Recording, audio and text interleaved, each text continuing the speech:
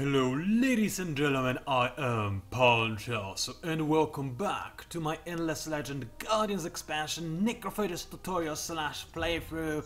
I seriously need to shorten this intro out because this is getting a bit ridiculous, don't you think? Regardless, we are here to kill. Now, mind you, this videocast is recorded still before any of the other videos have gone live. Well, actually I'm lying, the first videocast has gone live just moments ago. And I can tell you guys must have been waiting for some content from me or something, because it hasn't been an hour, or about an hour I guess, and I got 100 views, so that's absolutely great. Wow, thank you guys. Regardless though, let's go ahead and commence the killing, shall we? And then we're going to talk a bit more about what I'm going to do this video. So first things first, a bunch of hyenas deserve devouring, so let's go ahead and eat them out. I mean with this rectangle, that's not a rectangle, stupid brain of mine, that's a circle if I have ever seen one. Regardless, I should be able to crush them. I'm not a big fan of the amount of damage my Necrodon has taken though, I have to admit. My hero has leveled up though, which I like, and as much as I like to spec another point into no idle hands, I'm going to go for Iron Taskmaster instead. Why is that? Well, it's actually very simple. I will not reinforce this army right away, but I do want to keep killing the enemy units. My Necrodons have been taking some unnecessary damage so far, so what I want to do is increase the amount of damage they can take before they die. So, Iron Taskmaster is going to do me well. And with that, I should be able to devastate this village without the help of manual battle, though, alright, I have no more action points. I'll wait for 110, I suppose. This will also allow my units to heal up a little bit, so there's one good thing, I know for a fact. Now, I have queued up some production in some more cities, swapped population around, nothing that you necessarily need to keep an eye out on. I also queued up watchtower production across all of my borders, because there are several points of entry that can be easily guarded that, well, I need to keep an eye out on, because if the enemy suddenly surprises me with a big army, I'll die. Watchtowers, I noticed, are severely underestimated by a lot of players, but surprise attacks are very, very powerful in this game, and it is important to have good coverage of the terrain near your primary cities, in this case at the very least, my primary cities are all of my cities. Since I have only 3 cities on 1024, it's how I play Necrophages at the very least, so I need to protect them quite badly. In terms of research, I decided to go for citizen armies. Why? Well, 2 reasons. 1, conscription center. It's going to be rather useful. I do need my units to have as many levels as humanly possible, because again, the more levels I have on my Necrodons, the harder they hit. And, well, the enemy is going to have a technology advantage on me, that is guaranteed. However, because I have Necrodons, they can, with their incredibly powerful attack and damage, offset the balance. And if I give them even more experience, they have even more of advantage in this field, which is why I think that Conscription Center is very important for the Necrophages players to get as quickly as possible, even faster than Proliferators, which I still have not queued up yet. They are amazing powerful units that are key to your victory, yes, but right now I wouldn't be able, or shouldn't be able, to make them. Maybe not shouldn't be able to, but there are other more pressing concerns, that's what I'm getting at. After this is done, I'll go ahead and unlock Imperial Coinage. Why is that? Well, I need to have access to the marketplace. I cannot identify any source of titanium anywhere, and I do need titanium for several purposes. So, in order to gain any titanium, I need to have that. If I had access to titanium, instead of doing that, I would probably go for the mercenary market, just to have a look at what heroes are available and maybe plan to hire one in the future. Right now, however, I am starting to think that the only way for me to get a hero is to complete my faction quest that gives me a hero. Because it looks like my income and expenditures are a little bit, they are in precarious balance, so I'm not really gaining too much per turn. Afterwards, I'm gonna go for hydrology. This is the thing I need my titanium for. I need canal locks to create in my capital. Because right now I control only 3 cities, and without conquest I doubt this will change anytime soon, it is going to be more cost-efficient option than going for management sciences. I will still go for management sciences at some point, because it's an extraordinarily powerful and efficient technology, and for Necrophages it's godlike almost, since you have an enormous amount of expansions you could create. So this apprenticeship registry really does wonders for you. Normally I would maybe even queue queue it up right now, but again, I do have some problems with titanium, so I want to go for the more cost-efficient option, which right now is canal locks. Canal system, I suppose I might erect it in some cities if I have nothing better to do. It's not gonna be a waste, it's just kind of inefficient and unreliable, so I never liked this technology, I have to say. So there is that. Now, I do have a new Necrodon in my city. I'm not at war with anybody as of yet, so I don't necessarily have to keep a guard in my capital. Most of the time, over the course of most of this playthrough, I'll expect myself to have some sort of guard unit inside my capital at all times. I need to protect it from the enemy AI, but right now, I feel like I have a few more turns at the very least of peace, so I'm gonna go ahead and look around, and that's a quest army. Now this Necrodrone could in theory kill those two Ramblers, maybe, maybe not. It's hard to say. Is it a new version of Necrodrone? Yes, it is. So it's kind of powerful. So with kiting and use of disease, I could probably take two of those guys out, maybe, maybe not. It depends. If they get a good hit on me, then no. Regardless, I hope they don't attack me. Now the reason I'm going up here is to scout, because I need to think about expanding. The problem with expanding is, I don't really need this overlay, is, well, I'm kind of running out of room. As you can see, the EIs are kind of encroaching on my territory quite heavily. Wild Walkers have taken everything to the east, Brocolods have taken everything to the west.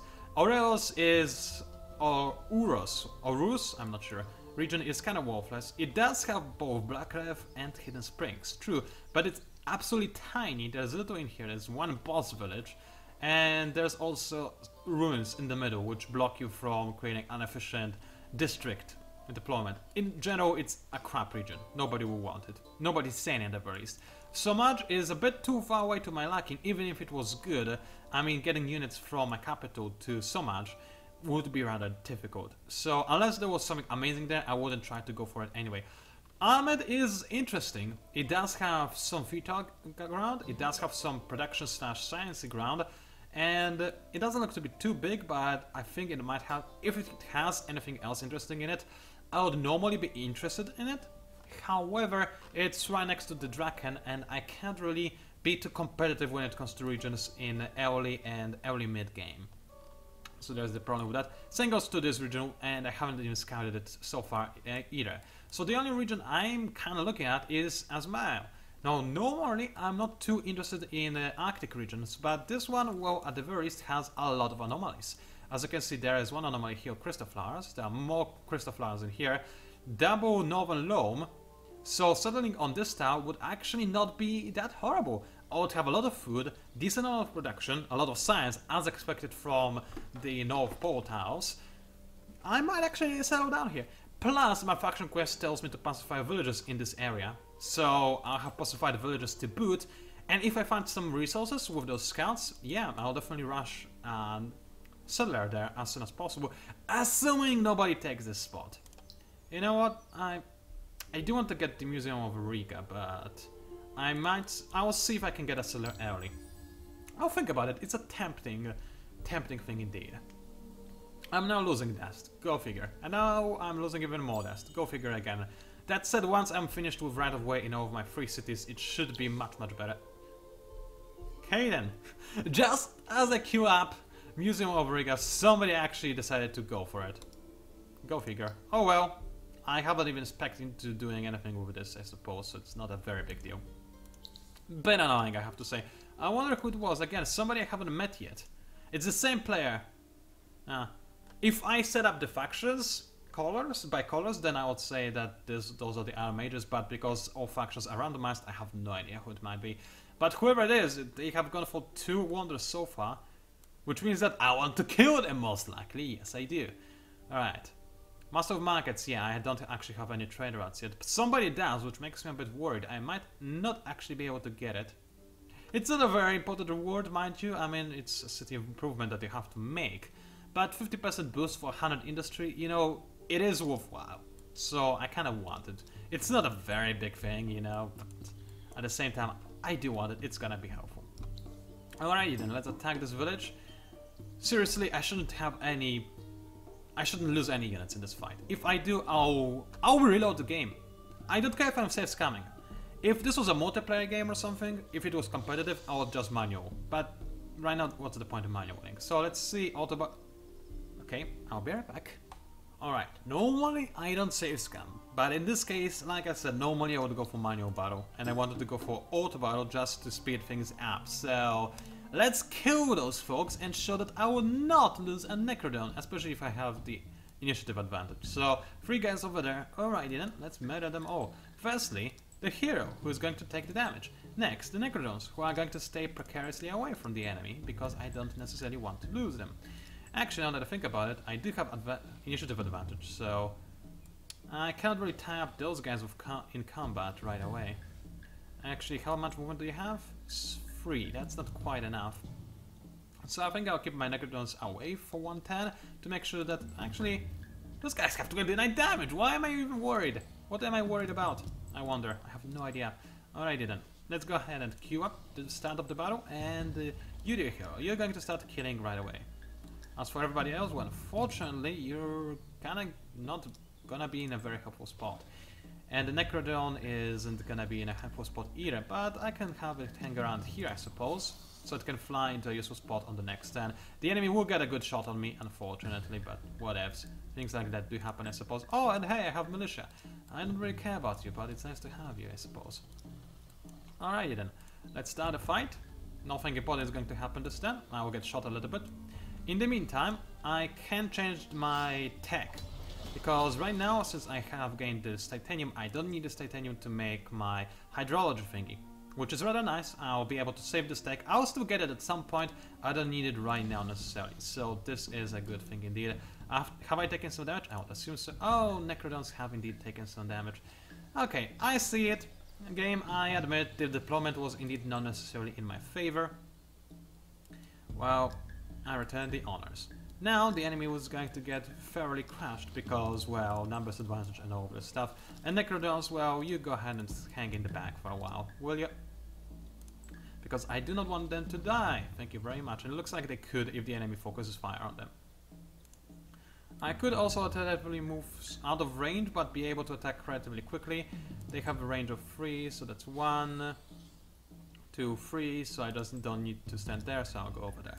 The enemy can move and attack me, but a single Hornets will not be able to kill me regardless, so it's gonna be fine. So let's go ahead and poison some people, which is nice. Also take 0 damage, which is doubly nice. Necrodon is gonna fly away. I didn't even need to fly away. I could have told it to attack this Hornets, and still it would have been perfectly okay. Oh, they actually did move in just to attack the Necrodon. You're not gonna kill it. You did 14 damage. What is 14 damage to me, huh? It's nothing, I'll tell you, it's nothing. Also, I just realized I didn't queue up the... Oh no, I did queue up action on this guy. Okay then. Everybody mad at this guy. Thank you very much. Should be easy enough now. So yeah, I did not need to lose a Necrodon. In fact, if I played it super safe, I didn't even need to take any damage with the Necrodon. But then again, might as well. What's a battle without a bit of pain, right? Pain is fun. I'm saying this because I like other mages, right? Also, I just remembered, I think I have a food booster from stockpiles. Yes, indeed. I'm a dummy. I completely forgot about this bit. So let's see, I kind of want to grow Daramond a little bit more, since I have sound production here that I need to take care of anyway. So let's throw everybody into industry production. Oh yeah, that looks much more manageable. And let's give it a bit of a food boost, shall we? So Daramond, there you are. I do need to rename those cities. I do hope that I'll have some idea by the time I record again. So this will be my food boost, very nice. A village has been destroyed. Lovely, I love it when villages are destroyed. I could destroy another one, but my Necrodon has a fairly low amount of health, so I think I'll not deassemble the army because I want to keep gaining experience from said army. So I'm gonna go ahead and explode those ruins, I suppose, and with this Necrodon that I have over here, I'll keep it in my city for now. I was going to reinforce my army to be able to kill those Suliks more reliably, but it looks like I might need it. I don't know what makes me say this. I mean, it's kind of weird and strange how I suddenly changed my mind, huh? I don't even get it myself. But somehow, yeah, now I'm gonna keep this Necrodon over there. And in fact, this one is also gonna come back from its scouting mission. But yeah, I don't think I need to scout too much anyway. I like this area a lot. I am going to make whatchamacallit, accelerate over there and settle at a relatively fast pace if I can, if this region is still not taken by the time. It does look like there are quite a few roaming armies protecting it right now, so I think I'm more or less safe. Also, AI usually doesn't prioritize those northern regions too much, so again, I should be doubly safe. Retrofitting is not something I want to do, thank you very much, game. Anything else? Well, I think I'm good for the most part. Daramond is working on its husbandry center, so with the addition of the extra food growth that I'm gonna get this turn, it's gonna grow quite nicely, I would imagine. Which is just lovely. Are brokers about to declare war on me is the question of the week. Are they? Are they? Come on. Come on. I'm thrilling. No, they did not. They're just walking by. Now, I could close their borders, I mean my borders from them. I kind of feel like I want to. I don't want to be surprised by those bastards. I have a lot of influence to spare, but at the same time, in a few turns I'll get new thingy. And I kind of want... Do I want happiness? Or do I want more attack on units? Both are actually kind of tempting. So, both are also unachievable unless I really try to focus on it right now. Which I don't. And there are so many things I need to take care of in terms of my economy, so I need to think about it. How are my cities doing in terms of happiness? Relatively okay. Gaining extra happiness would be helpful, but not necessarily like... really worth that much? And I haven't even made whatchamacallit, canal systems in my cities yet, so I really don't need to have the extra happiness. So getting the attack with this thing, yeah, okay. I need 120 influence to go for this sort of setup. So I need 40 extra influence, I have 4 turns. Okay, this will be easy. So I can go ahead and block my borders from them, if I choose to do so. And mildly jealous, how come? Common frontier, that's it? Wow. Close borders, that's actually quite a bit, but I can do it. This will give me a bit of safety. They're not gonna like it though, but that's alright. And Wild Walkers, they're also mildly jealous, and Draken are unafraid. Wild Walkers I don't want to have to deal with just yet. They are probably kind of scary, so I'm gonna compliment them. Just, you know, a small compliment to make a declaration of war a little bit more costly. Yay! Alright then. So now, oh wow, that did cost a lot, didn't it? But I'm still gonna gain extra 120 influence, so I can spend the rest of the influence I have. Oh wait! I just realized where is it? The thingy that gives me extra influence. Oh yeah, it's expiring in 2 turns. That's good to know, isn't it? So I'm just gonna get extra 60, and then I'm gonna get how much? I'm not too sure. But if I don't gain enough, I'll be able to respec things slightly. Man, it's a good thing I remembered, because I was about to spend more influence on assimilating minor faction, which wouldn't be too helpful yet. So it's a good thing I didn't do so. Alrighty then. So I am going to put you back in the city for now. And I will actually, I'm gonna risk it. I think those guys will back off now, so I'm gonna risk it and send this guy down south to reinforce my main army. You stay in the city. Making a settler now is a bit of a bold move, let me just put it this way. But I feel like I have a bit more time, we'll see. And in my army, I mean with my hero, I would be able to resist the first wave of attack, and that's all the time I really need. I feel like I'm kind of starting to gain a bit more momentum with my... They're not necessarily high-level units, but they are getting better. So you, firstly, go ahead and explode those ruins. 50 dust, that's actually quite lovely. And then merge with this army, so I have to spend a bit more dust on it. And also, where is it? Have I not completed the citizen? Oh no, next turn, right. My mistake, I'm a goofer.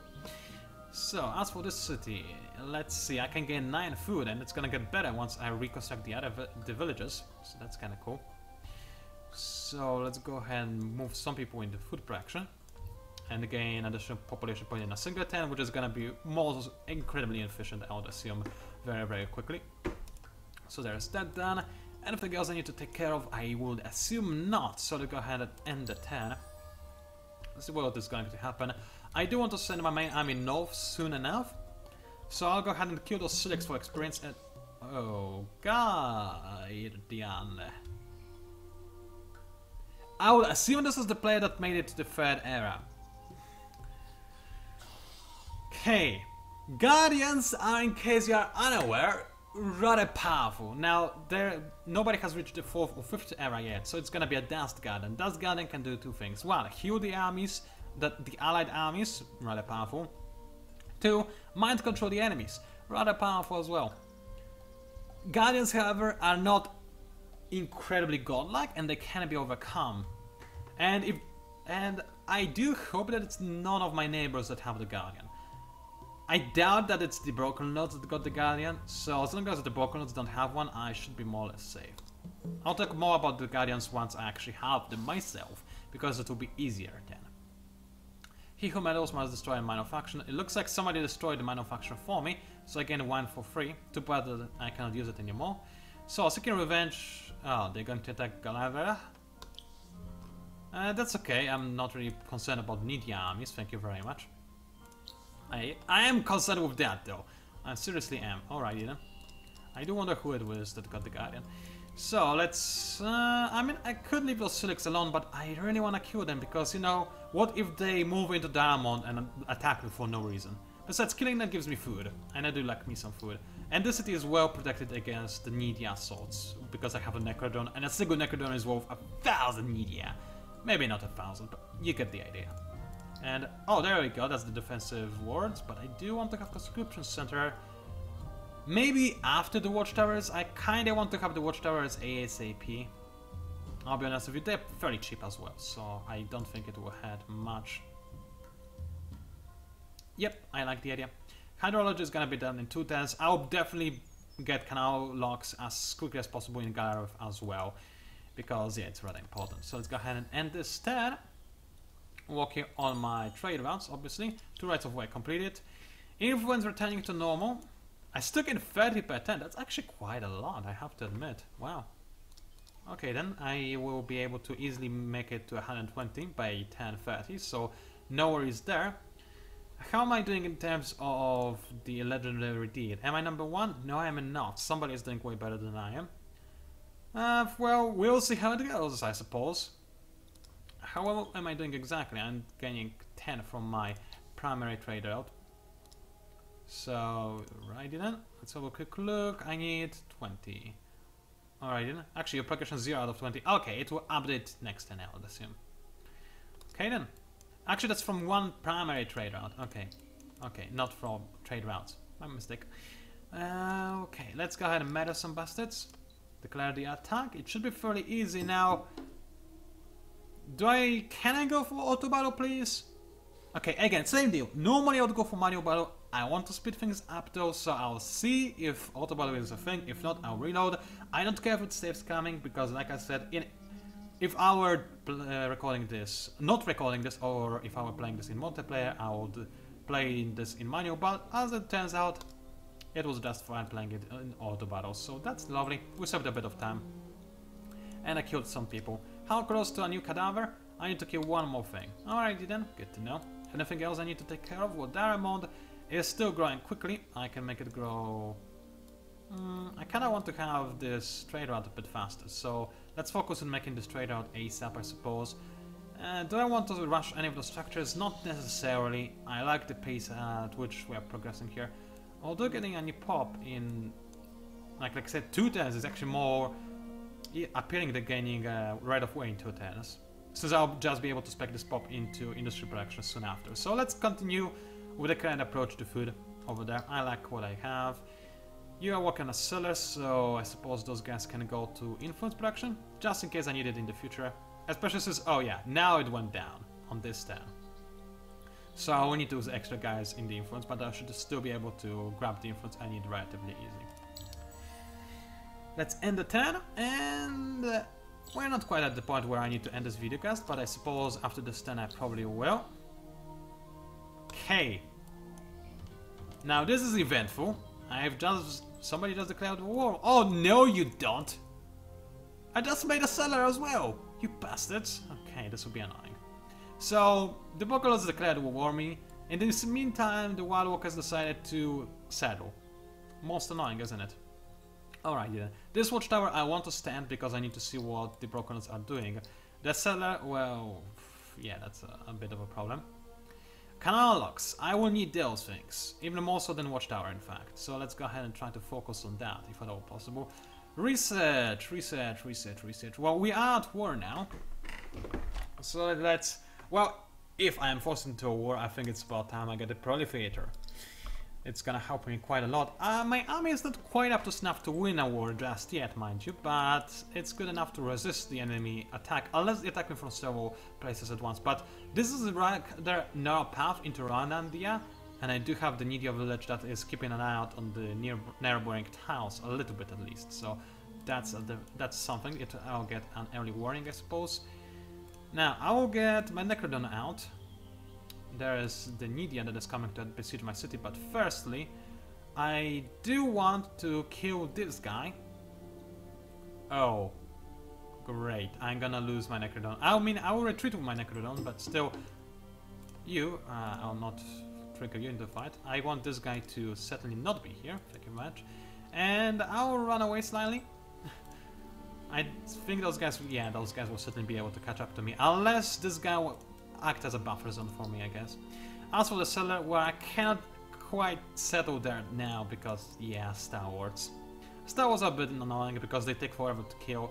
They're not very scary, mind you, because Necrodons overpass Star Wars quite nicely, but still they are annoying.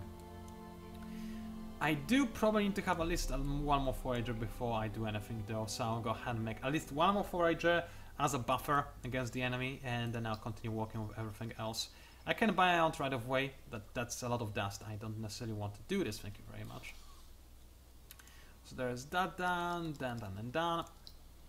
You're working just fine on whatever it is that you're working on. Can I get more pop in a single 10? Yes, at the cost of Watchtower, but I do want to gain more pop in a single 10. And the 10 and end the video cast. Ladies and gentlemen, it was PANCZASU, also known as the Mighty Mix Spammer. Thank you very much for watching. That's close borders. Okay, for a second I was afraid of a declaration of war. Thankfully it's not that, and those guys are running away, and this guy just besieged my capital. Not really a big problem. So I'll save it here, and I'll reload from the autosave most likely, because autosaves are more reliable. Thank you very much for watching, and I'll see you online.